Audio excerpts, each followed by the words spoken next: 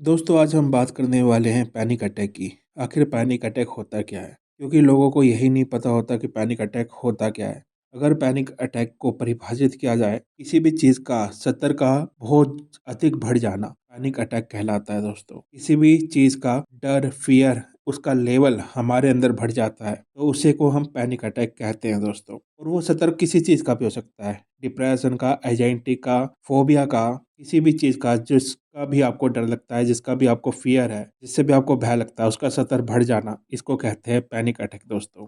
दोस्तों इसका हम एक उदाहरण ले लेते हैं, जैसे कि आप किसी लिफ्ट में जाएँ और वो लिफ्ट चले और उसमें आप अलोन हो, अकेले हो और वो बीच में ही वो लिफ्ट रुक जाए। उस वक़्त आपका जो फ़ियर होगा, उसका लेवल थोड़ा-सा हाई होगा, यानी कि यूँ लगा लीजिए कि वो 10% के स्तर पे बढ़ेगा। फिर भी आप नॉर्मल बिहेव करोगे क्योंकि आप सोचोगे कि टेक्निकल प्रॉब्लम कुछ हो सकती है लिफ्ट के अंदर, इसलिए आपका फ़ियर का लेवल ज़्यादा नहीं बढ़ेगा। क्योंकि लिफ्ट रुकी है, तो उस वक़्त आपका जो डिप्रेशन का, फ़ियर का लेवल है, वो 10% तक ही बढ़ेगा। फिर आप जो वहाँ पर चीज़ें होती है, जैसे फ़ोन होता है, जिससे आप बात कर सकते हैं, संपर्क कर सकते हैं कि लिफ्ट क्यों रुकी है, क्यों खराब है। अगर आप उसको यूज़ करते हैं और आपको पता चलता है कि फ़ोन चल नहीं रहा, स्विच ऑफ है, वहाँ से कोई कॉन्टैक्ट नहीं हो पा रहा बाहर, तो आपका जो फ़ियर का लेवल है, वो 25 से 30% बढ़ जाएगा दोस्तों। इसके बाद जब आप अपना मोबाइल चेक करेंगे और वहाँ पर आप देखेंगे कि वहाँ पे नेटवर्क भी नहीं आ रहा आपके मोबाइल में, तो आपका जो फ़ियर का लेवल है, वो 50% बढ़ जाएगा दोस्तों। और जैसे-जैसे आपका फ़ियर का लेवल बढ़ता रहेगा, आप पैनिक अटैक की ओर जाते रहेंगे। आपका जो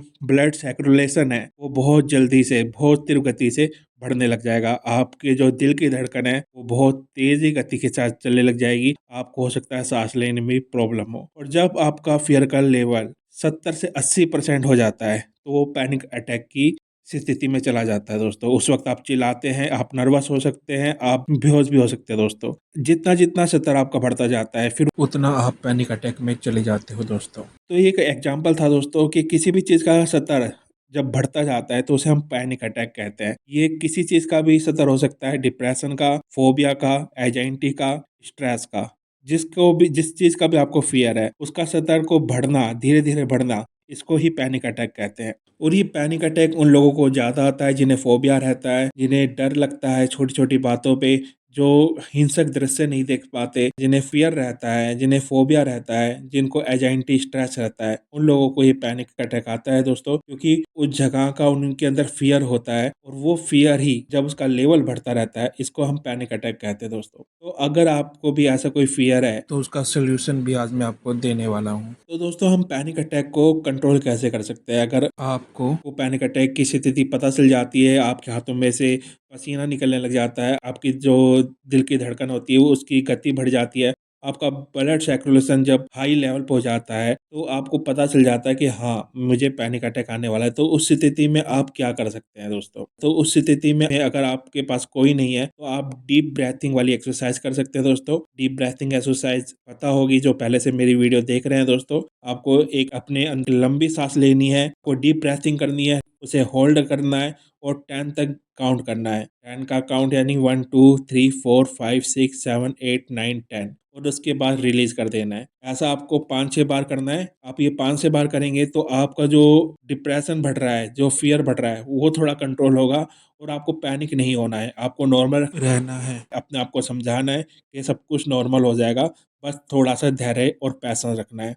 आप डीप ब्रीथिंग वाली एक्सरसाइज कर सकते हैं दोस्तों। और अगर आपको डर लगता है तो अपने साथ कहीं पर भी आप जाएँ तो किसी को साथ लेके जाएँ, अपने फ्रेंड को, कहीं भी आप बाहर जाते हैं, अगर आपको ऐसा डर लगता है, आपको भी डर रहता है कि मुझे पैनिक अटैक आ सकता है, मुझे इस चीज़ का डर लगता है, फ़ियर है, तो अपने साथ कहीं भी आप अगर जाते हैं तो किसी अपने दोस्त को, फ्रेंड के साथ ही जाएँ, फैमिली मेंबर के साथ ही जाएँ। अकेले ट्रैवल ना करें दोस्तों। और कॉटन के कपड़े पहने, सूती कपड़े पहने। जो भी डिप्रेशन, एंग्ज़ायटी के जो मरीज़ होते हैं, उनको मैं सलाह देता हूँ कि वो हमेशा ज़्यादातर कॉटन के, सूती कपड़े, हवादार कपड़े पहने, खुले वातावरण में ज़्यादा से ज़्यादा रहें। अगर इन चीज़ों का आप ध्यान रखेंगे, तो आप पैनिक अटैक से बच सकते हैं दोस्तों। पैनिक अटैक से बचना बहुत आसान है। आपको बस उस चीज़ को अपने ऊपर हावी नहीं होने देना, जिसका भी आपको फ़ियर है, जिसका भी आपको डर लगता है। जब वो चीज़, जिस चीज़ का भी आपको डर है, वो अगर आपके ऊपर हावी होगी, तो आपको पैनिक अटैक आ सकता है दोस्तों। और पैनिक अटैक के जो सिस्टम है, लक्षण है, वो मैंने आपको बता दिए हैं कि आपको पसीना आ सकता है हाथ-पैर में से, आपको कँपकँपी लग सकती है,